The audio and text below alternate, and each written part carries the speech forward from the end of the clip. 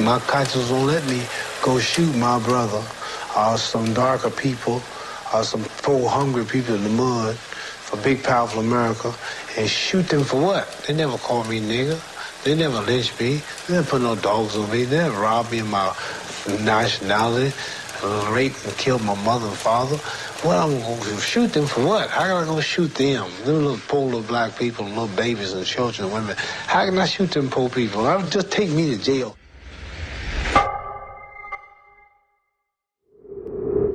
El embajador ruso en Argentina denuncia una campaña de desinformación sobre la crisis en Ucrania, desatada por Occidente, que repiten algunos medios del país latinoamericano. El diplomático instó a separar las falsedades de los hechos.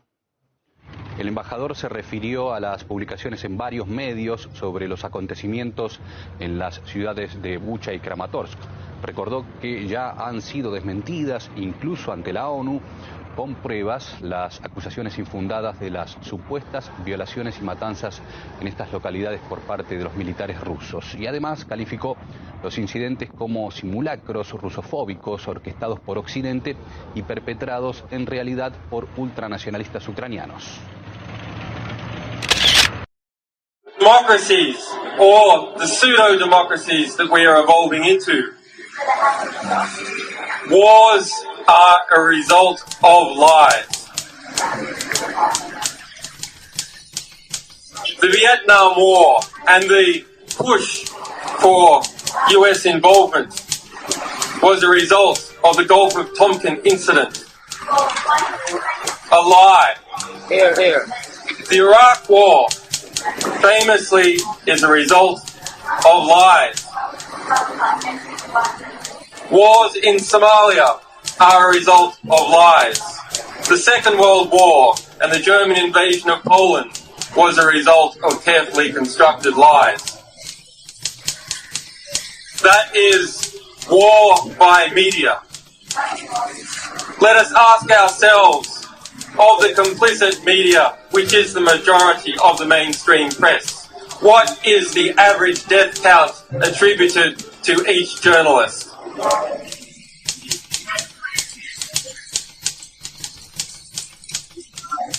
When we understand that wars come about as a result of lies peddled to the British public and the American public and the publics all over Europe and other countries, then who are the war criminals? It is not just leaders, it is not just soldiers, it is journalists. Journalists are war criminals.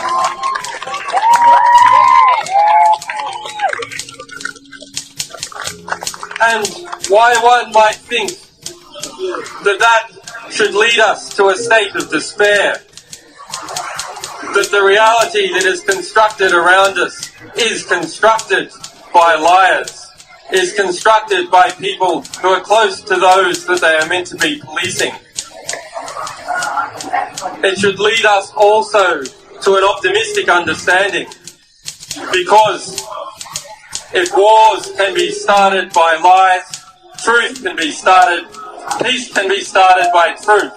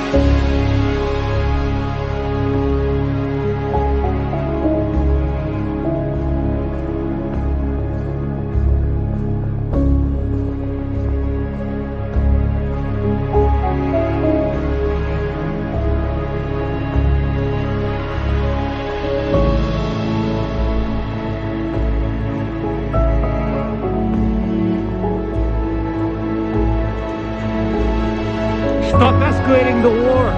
Stop sending arms. Why didn't you push Kyiv to sign the Minsk Accord? Why no to NATO? Shame on you. You're going to push us to start World War III. Shame on you. No to war. No to escalation. Stop sending weapons. Stop training the military. Stop using Russia or stop using Ukraine as a proxy against Russia. No to NATO. No talk. No talk. No plan. No escalation. Stop using Ukraine as a proxy against Russia. Stop using Ukraine as a proxy against Russia. No to war. No to NATO.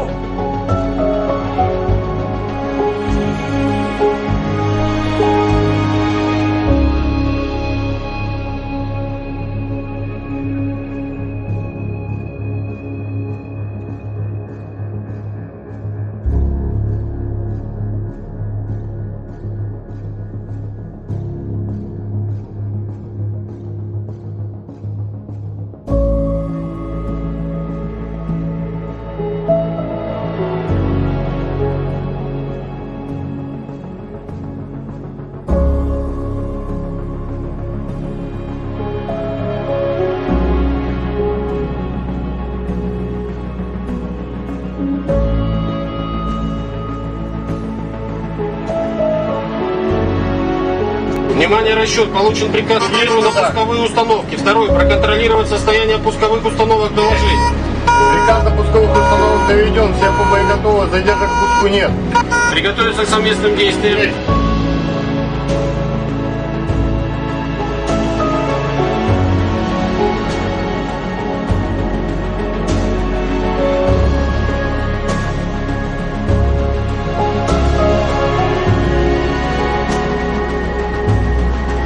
Внимание, расчет. Пуск.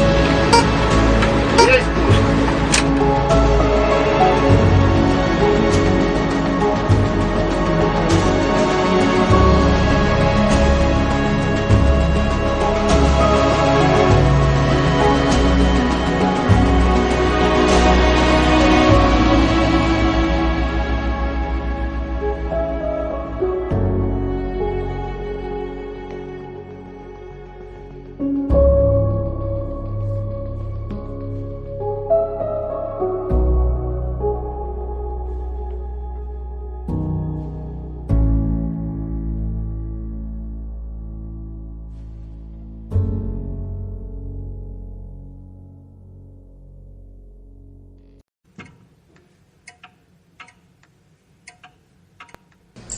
I think the one place where the greatest consternation would be caused in the short term for admission, having nothing to do with the merit and preparedness of the country to come in, would be to admit the Baltic states now in terms of NATO-Russian, U.S.-Russian relations. And if there was ever anything that was going to tip the balance, were it to be tipped in terms of a vigorous and hostile reaction, I don't mean military, in Russia, it would be that. They talked about they don't want this NATO expansion, they know it's not in their security interests and on, and said, well, and if you do that, we may have to look to China. And I couldn't help using the colloquial expression from my state by saying to Zaganoff, lots of luck in your senior year. Good luck. And if that doesn't work, try Iran. I'm serious. I said that to them, and these were, and they know, I knew, they knew, everybody knows that is not an option. Дорогой солдат, пишет тебе ученик первого Б класса. Мое письмо – это благодарность тебе за то, что ты защищаешь нас от врагов. Чтобы я мог спокойно спать и ходить в школу. Знаю, тебе сейчас трудно, и хочу, чтобы ты скорее вернулся домой. Я горжусь тобой. Я горжусь тобой.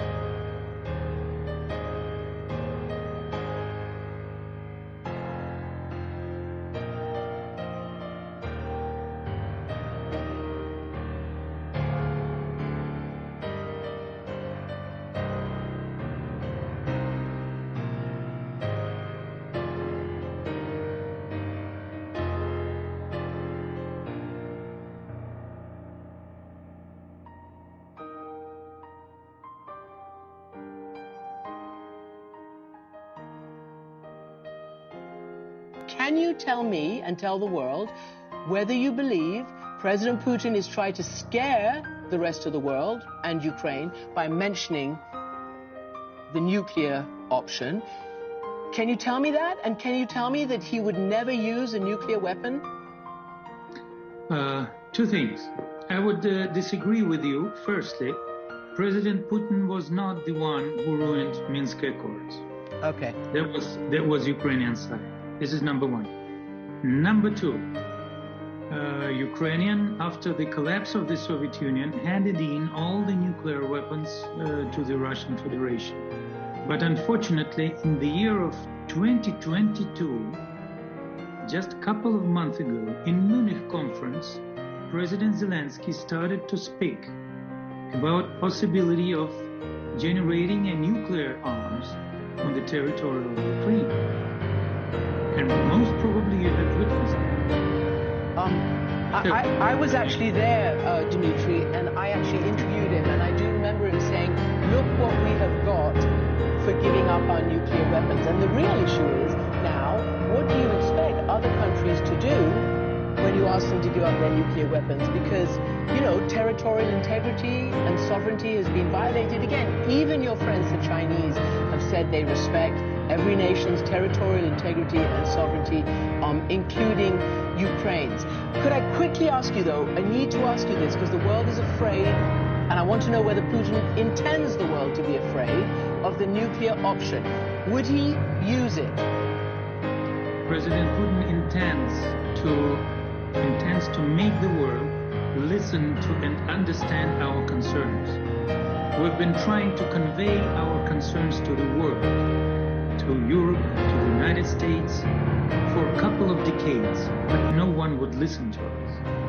And before it is too late, it was a decision to launch a special military operation, to get rid of entire Russia that was created next to our border.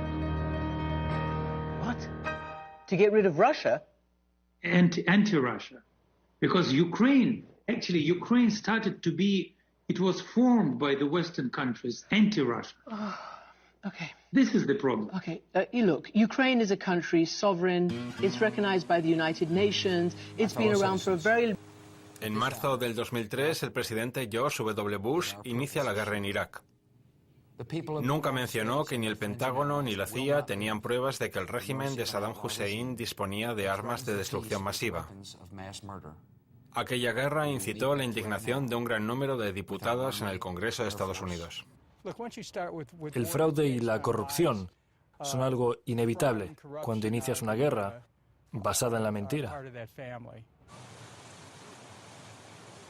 Para mantener el ejército en la guerra, la administración Bush solicitó ayuda de empresas privadas con miles de millones de dólares de capital, dirigidas principalmente por exgenerales vinculados a la Casa Blanca.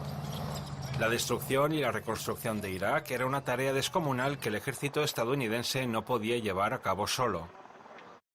El gobierno estadounidense contrató a empresas como SOC, Blackwater, KBR, Halliburton y Dean Corp para construir en el desierto campamentos militares del tamaño de ciudades. Las empresas abastecían al ejército con soldados, tanques y también combustible para los vehículos. Protegían la embajada estadounidense y a sus empleados. Formaban a las unidades policiales iraquíes y, sobre todo, conectaban las refinerías petroleras a la red. La más importante de esas empresas era la multinacional Halliburton, dirigida en los años 80 por la persona que más tarde sería el vicepresidente de la administración Bush, Dick Cheney. Durante la guerra, Halliburton y su sucursal